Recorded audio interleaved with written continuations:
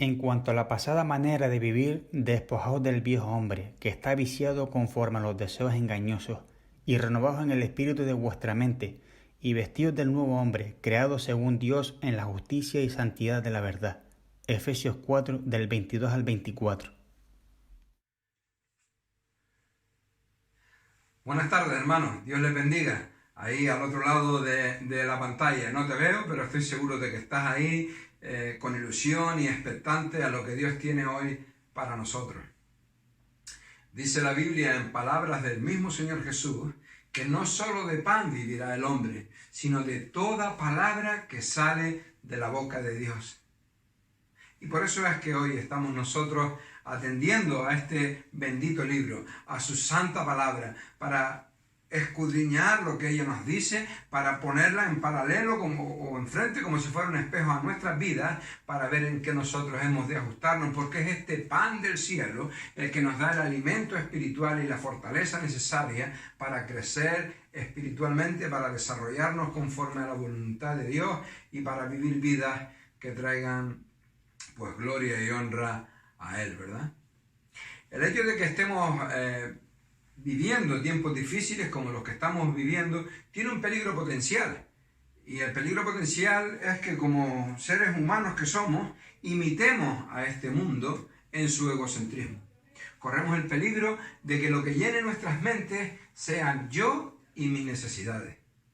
La situación tan tremenda por la que estoy pasando, cómo me afecta la crisis actual y su empeoramiento de cara al futuro, cómo mi vida se está viniendo abajo por diferentes motivos. Y estas y otras muchas cosas son sin duda alguna preocupaciones lícitas.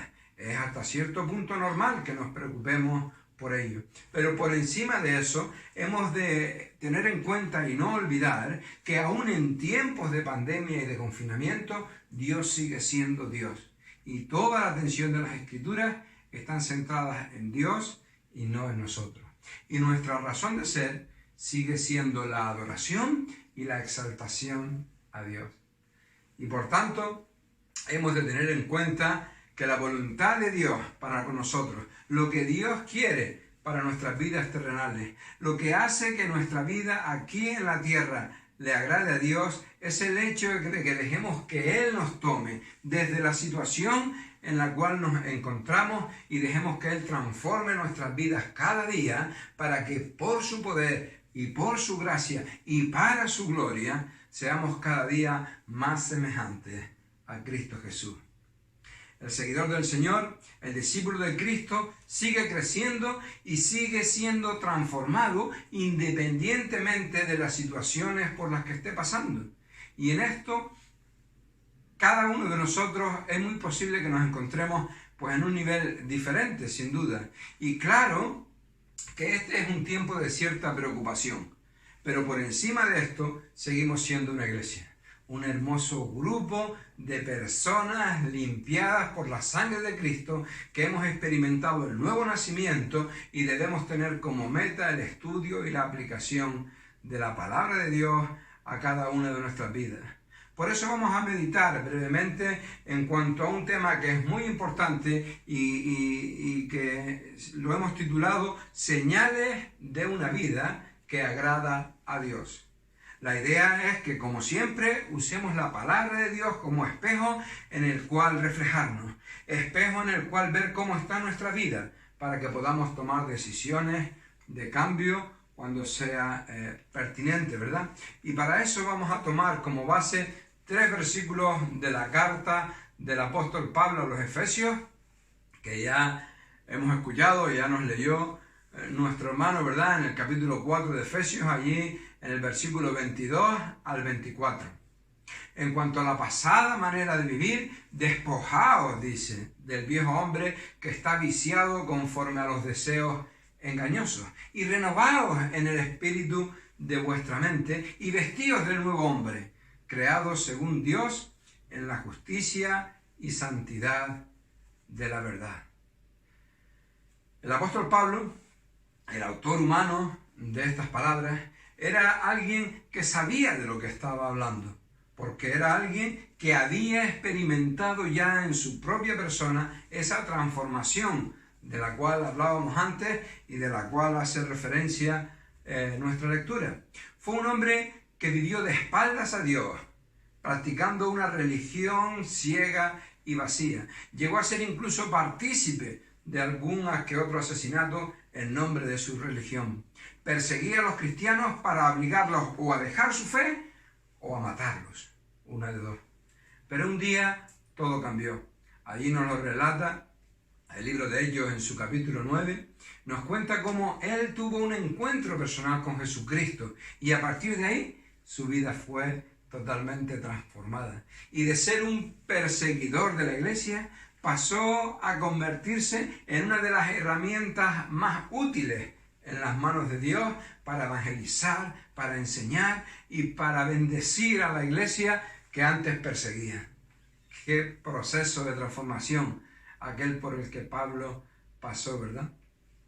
Y en este punto de su vida, él escribe esta carta que va dirigida a la iglesia de los Efesios.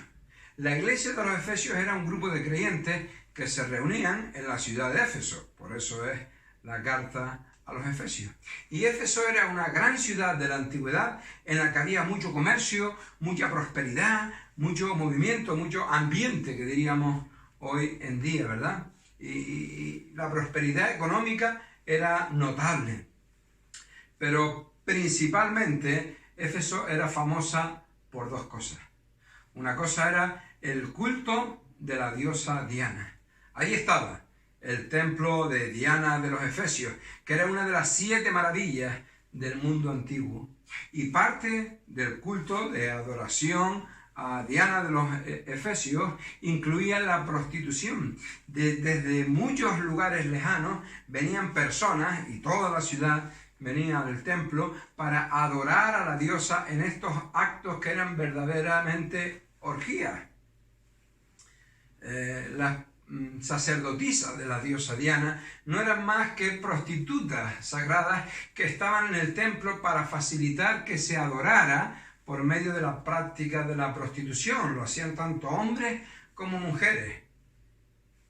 Montaban auténticas orgías sexuales, así que sus cultos eran una verdadera perversión sexual por un lado y una extraordinaria fuente de riqueza y de ganancias por el otro, por la cantidad de personas que participaban de continuo en esos ritos.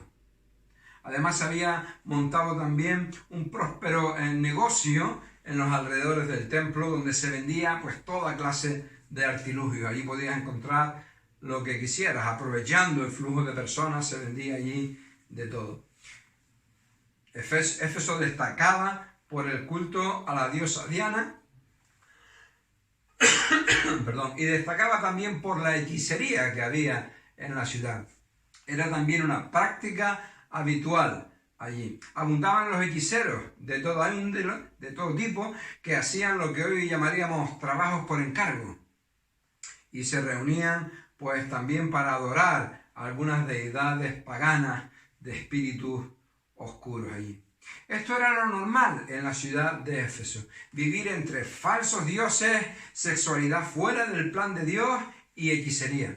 Las personas nacían, vivían, crecían con sus mentes expuestas a esta forma de vida como si fuera algo normal, lo cual inculcaba en sus corazones que esta forma de vida totalmente de espaldas a Dios era la forma de vida que debía llevarse. Así era como se debería vivir, porque sabemos, querramos o no, el contexto cultural y moral en el cual nos criamos nos influye en nuestras mentes y aprendemos a considerar bueno lo que en nuestra sociedad y en nuestra cultura se considera bueno y nos acostumbramos a considerar malo lo que en nuestra sociedad y en nuestra cultura se considera malo. Nuestra cultura, la cultura en la que nos criamos, nos influye. Pero hubo un grupo de personas que al oír, algunos por boca de Pablo, otros por boca de Apolos, otros por boca de Priscila y Aquila o de otros, pero al oír el mensaje del Evangelio, sus vidas dieron un giro radical de 180 grados. porque habían nacido de nuevo. Recuerda que el tema es señales de una vida que agrada a Dios.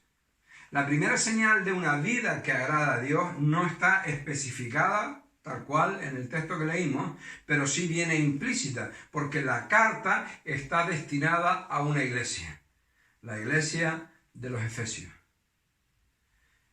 Una iglesia, como dijimos antes, es un grupo de personas que han nacido de nuevo. Y ese es el primer requisito para vivir una vida que agrada a Dios. Número 1, nacer de nuevo. ¿Hemos nacido de nuevo? Si lo hemos hecho, hemos cumplido ese requisito. Esas personas a las que Pablo escribe esta carta eran personas que ya habían empezado ese proceso de transformación del cual hablamos y que Pablo mismo comenzó en su día. Por tanto, la primera señal de que estamos viviendo una vida que agrada a Dios es que nos hemos arrepentido de nuestros pecados, hemos aceptado a Cristo como nuestro Señor y a la Biblia como nuestra norma de vida. Y luego, una vez que hemos dado ese primer paso, es que vienen los demás. ¿Cómo podemos dar ese primer paso? ¿Cómo es que podemos nacer de nuevo? La Biblia nos enseña muy claramente, el Evangelio de Juan mismo, ahí en su capítulo 3, nos habla de Nicodemo, que se acercó a Jesús y Jesús fue directo con este punto, ¿no? Tienes que nacer de nuevo. Nicodemo se quedó un poco confuso. ¿Cómo es posible nacer de nuevo siendo ya viejo? ¿Puedo acaso entrar otra vez en el vientre de mi madre para volver a nacer? Y no, el hombre no entendía. Nacer de nuevo es nacer de arriba, es nacer de lo espiritual. La analogía que Jesús hacía es que al igual que un día tú naciste, simplemente naciste a este mundo, porque tú tuviste lo que se llama un nacimiento en la carne, es decir, tú comenzaste a existir como persona, igualmente hay un momento en el cual tú empiezas a vivir espiritualmente. ¿Y por qué digo empiezas a vivir espiritualmente? Porque espiritualmente antes de ese momento estabas muerto. El llevar un estilo de vida como el que se llevaba en la ciudad de Éfeso, el llevar un estilo de vida como el que se lleva en Canarias, o en León, o en Barcelona, o en Salamanca, o en todos los lugares, un estilo de vida de espaldas a Dios, un estilo de vida en el cual no tenemos en cuenta la palabra de Dios, sino que vivimos como a nosotros nos parece bien que debamos vivir, la Biblia lo llama pecado. Y el pecado nos separa de Dios. Dice la Biblia que la paga del pecado es muerte, definiendo la muerte como separación de Dios. El hombre, dice la Biblia, que está muerto en sus delitos y pecados. En cambio, tú los ves y ves que comen, que trabajan, que se relacionan, que caminan, y tú dices, caramba, no están muertos. No, es que no es ese tipo de muerte al que la Biblia se refiere. La Biblia, cuando habla de muerte, habla de separación. Y sabemos que hay 3 tipos de muerte. Uno es la muerte física, que es cuando la parte inmaterial del hombre, su alma, se separa de su cuerpo. Por eso el cuerpo comienza el proceso de putrefacción. Luego está la muerte espiritual, que es el hecho de que el hombre y Dios están separados por culpa del pecado del hombre. Y luego está la muerte eterna, que es el hecho de que cuando el hombre parte de este mundo, sufre la muerte física, sin haber arreglado el problema de su muerte espiritual, permanecerá separado de Dios por toda la eternidad. Esa es la muerte eterna, esa es la condenación. El hecho de que el hombre está separado de Dios, o lo que es lo mismo, está espiritualmente muerto. ¿Cómo pone el hombre remedio a esa situación? La Biblia nos dice que solo hay una forma que consta de 2 pasos. Primero, arrepentirte de su pecado. ¿Sabes que eres pecador? Quizá los haya peores que tú. Si buscas lo suficiente, seguramente encontrarás a alguien más malvado que tú, alguien que asesina a niños, alguien que viola, alguien que lo que tú quieras, pero tú también tienes pecado, igual que yo tengo pecado, porque a veces hemos sentido envidia, porque a veces hemos mentido, porque a veces hemos sido orgullosos, porque a veces hemos deseado algo que no nos corresponde, sino que es de nuestro prójimo. Y a esas cosas Dios las llama pecado. Y como la paga del pecado es muerte, y tú eres un pecador, tú no puedes ganarte el cielo ni la eternidad por muchas buenas obras que hagas porque has pecado. Todos hemos pecado, tú también, yo también. Y eso evita que podamos tener acceso a la presencia de Dios. Y por eso es que Dios envió a su Hijo Jesucristo a que Él se humanara, a que viviera una vida perfecta, que viviera una vida sin pecado, y Él, que había vivido una vida sin pecado, Él que no merecía la muerte, murió, entregó su vida voluntariamente allí en la cruz del Calvario, para por su muerte pagar por la tuya y por la mía. Eso es el Evangelio. Y la palabra de Dios nos enseña que para nacer de nuevo, para poder tener la seguridad que Dios da de que somos salvos, hemos de cumplir dos requisitos: arrepentirnos de nuestro pecado y creer el Evangelio, el mensaje glorioso de que Jesucristo vino a este mundo, humanándose, encarnándose, vivió una vida santa, perfecta, sin pecado, y murió en la cruz del Calvario para pagar por tu pecado y mi pecado. Y al tercer día resucitó glorioso y con poder de los muertos, demostrando ser quien Él decía ser. Y ahora está en los cielos. Ascendió arriba y está sentado a la diestra de Dios y está esperando el momento para mandarnos a buscar o para venir Él mismo a buscarnos. Eso es lo que había hecho un grupo dentro de la ciudad de Éfeso. Había salido de esa perversión que había, se había arrepentido de sus pecados, había creído el Evangelio de Jesucristo que habían escuchado, y ahí estaban, expectantes a lo que Dios tenía que decirles por medio de su palabra. Ya eran personas que habían cumplido el primer requisito para llevar una vida que agrada a Dios. Habían nacido de nuevo. Qué bueno, ¿verdad? Pero al hacer eso, nacer de nuevo es experimentar el nuevo nacimiento, el nacimiento espiritual. Y al igual que en el nacimiento físico, cuando tú naces, eso solo es un primer paso, luego viene todo un proceso, luego viene todo un desarrollo que hace que tú te transformes y dejes de ser el bebé que eras para convertirte en el adulto que llegarás a ser. Así también en lo espiritual, cuando nosotros nacemos de nuevo, luego iniciamos todo un proceso, ¿verdad? Un proceso que consta básicamente de 3 pasos más que vamos a ver. Así que número 1, señales de llevar una vida que agrade a Dios es nacer de nuevo. Número 2, ya entramos en nuestro texto, despojarnos del viejo hombre. Dice el versículo 22, en cuanto a la pasada manera de vivir, despojaos del viejo hombre que está viciado conforme a los deseos engañosos. La pasada manera de vivir hace referencia a ese estilo de vida que ellos, y tú, y yo, y todos, llevábamos antes.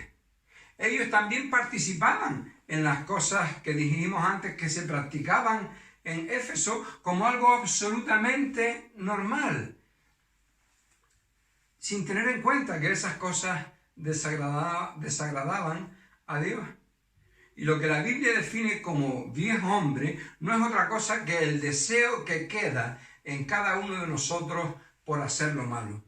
A nuestra naturaleza, que desde pequeño fue programada para considerar las cosas que este mundo considera como normales, como buenas, como aceptables, aún le quedan sesgos, aún le quedan partes de esa reprogramación que tuvimos desde que nacimos.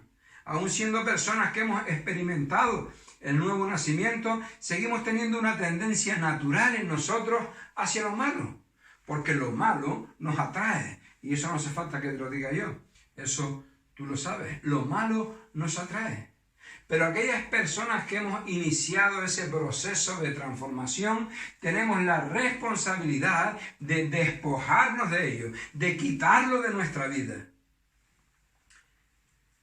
Este estilo de vida hay que desecharlo. Por eso dice, despojaos del viejo hombre. Despojar es privar a alguien de lo que goza y tiene, desposeyéndolo de ello con violencia, poniéndolo lejos, eliminándolo. Despojaos, nos advierte Pablo, deséchalo de ti.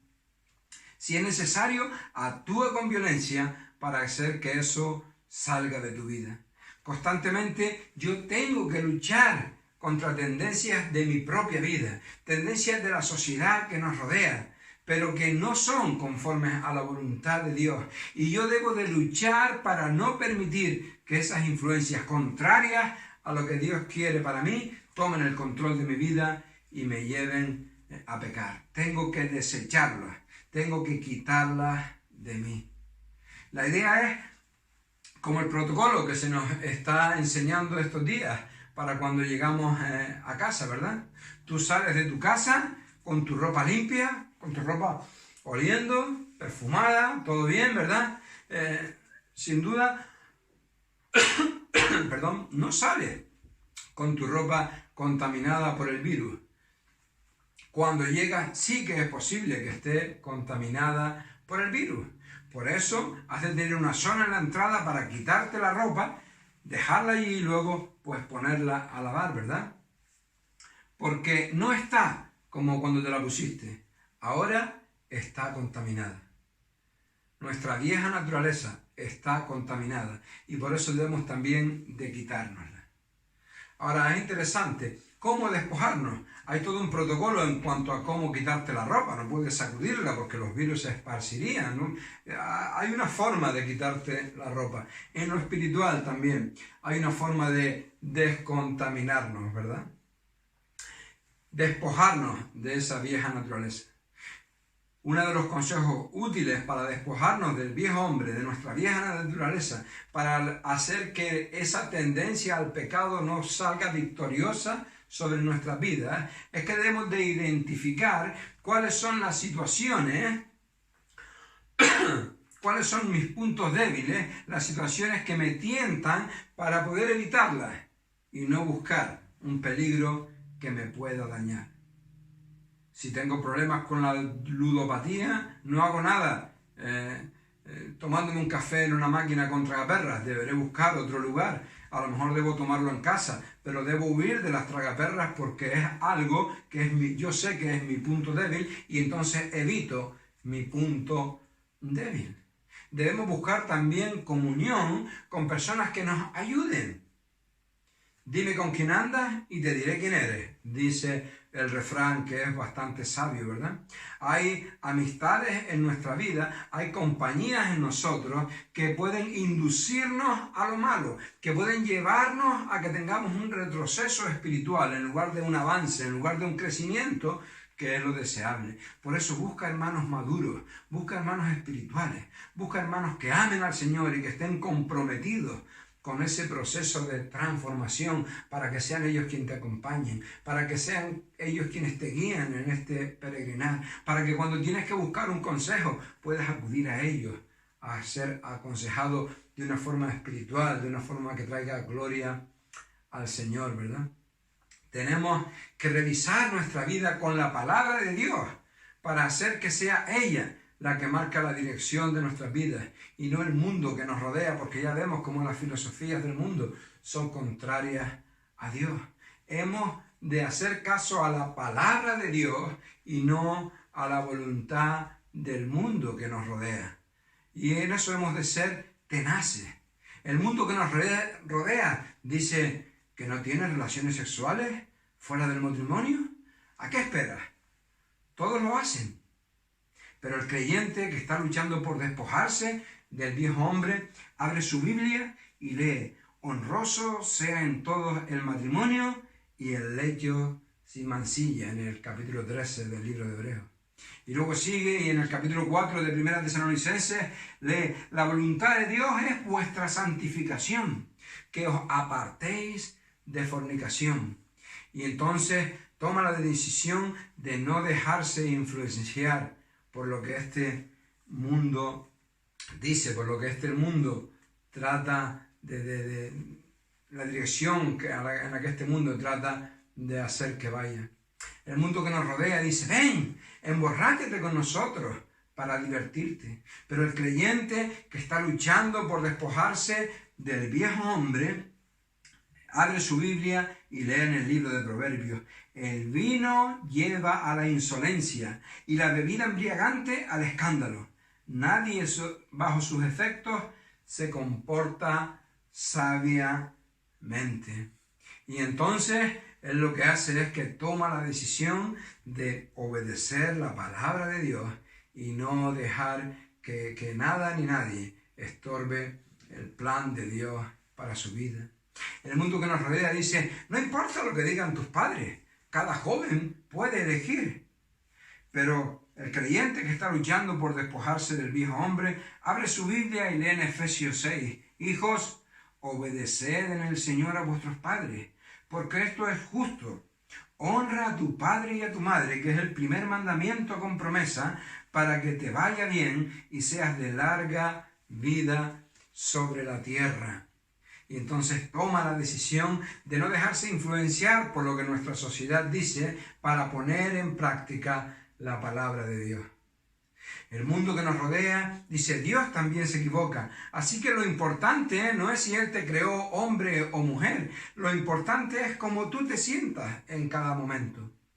Pero el creyente que está luchando por despojarse del viejo hombre, abre su Biblia y lee el relato del Génesis, allí en los capítulos 1 y 2, donde nos narra, 1 y 2, donde nos narra cómo Dios controló la creación, creando solo dos sexos, varón y hombre, varón y mujer, y toma la decisión de no dejarse influenciar por lo que nuestra sociedad dice para poner en práctica la palabra de Dios, aceptando su plan para la raza humana. El creyente ha de despojarse del viejo hombre.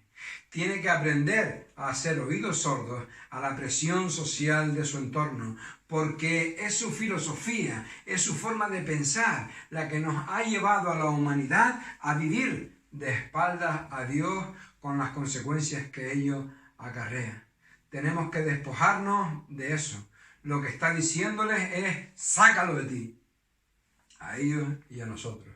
Y hazlo continuamente, porque el tiempo verbal, tanto en esta parte de despojarnos como en la siguiente, es un tiempo de acción continua, es un presente continuo, es decir, es algo que hemos de hacer cada momento, cada instante, cada día en nuestras vidas. Señales de una vida que agrada a Dios. Número 1, hemos nacido de nuevo. Número 2, nos despojamos del viejo hombre, de esa tendencia al pecado que hay en cada uno de nosotros. Y número 3, nos renovamos constantemente.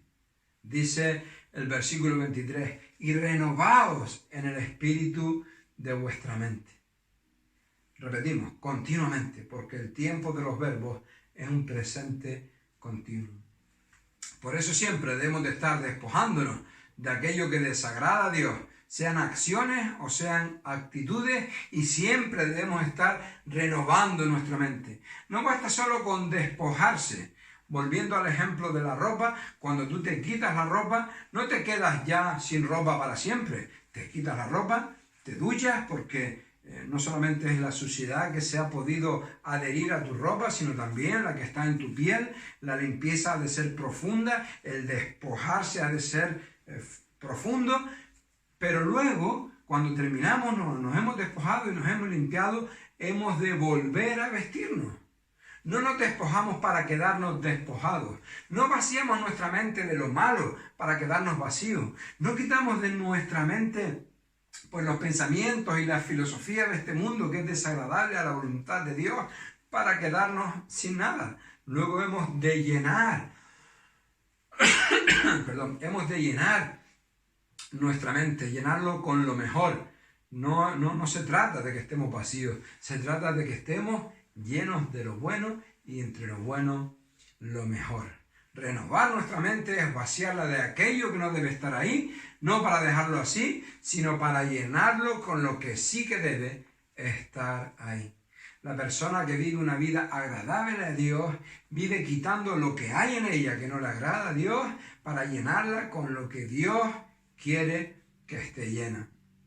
Pero esto es una renovación, no en plan humano, no en plan tú vales, tú puedes, tú eres el mejor. Eso es humano y no funciona, porque cuando hacemos las cosas en nuestras propias fuerzas, en nuestra propia carne, al final siempre sale mal. La renovación que nos dice el apóstol Pablo es en el espíritu. es decir, bajo la influencia y el poder del Espíritu Santo que Dios puso dentro de nosotros el día en que dimos el primer paso, es decir, nacer de nuevo. No es autoayuda, no es voluntad, no es tu alta moralidad, es dejar que el Espíritu Santo de Dios obre en nosotros. Por la palabra inspirada y por el Espíritu Santo de Dios, por la palabra inspirada por el Espíritu Santo de Dios y por la acción de ese Espíritu Santo de Dios, que está en todos nosotros desde el día que dimos el primer paso, como decimos, Él está haciendo esa obra de renovación de nuestra mente. Hoy, mañana, pasado y el otro, y así toda la vida. Porque como hemos dicho, es un verbo de acción continua.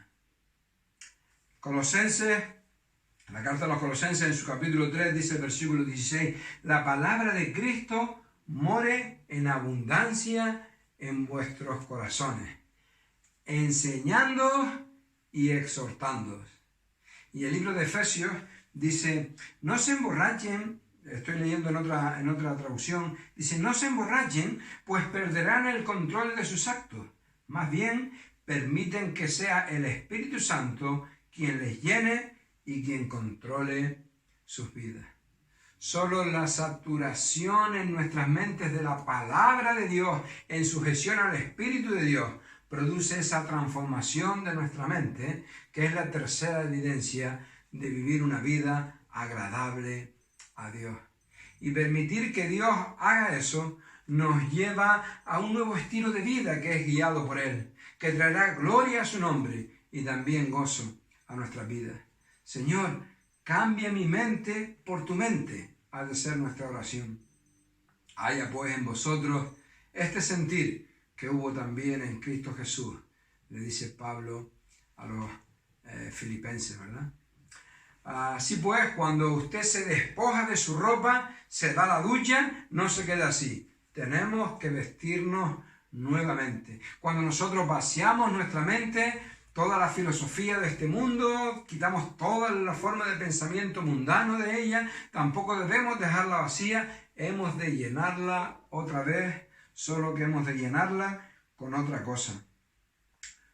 Por lo demás, hermanos, todo lo que es verdadero, todo lo honesto, todo lo justo, todo lo puro, todo lo amable, todo lo que es de buen nombre, si hay virtud alguna, si algo digno de alabanza, en esto pensad.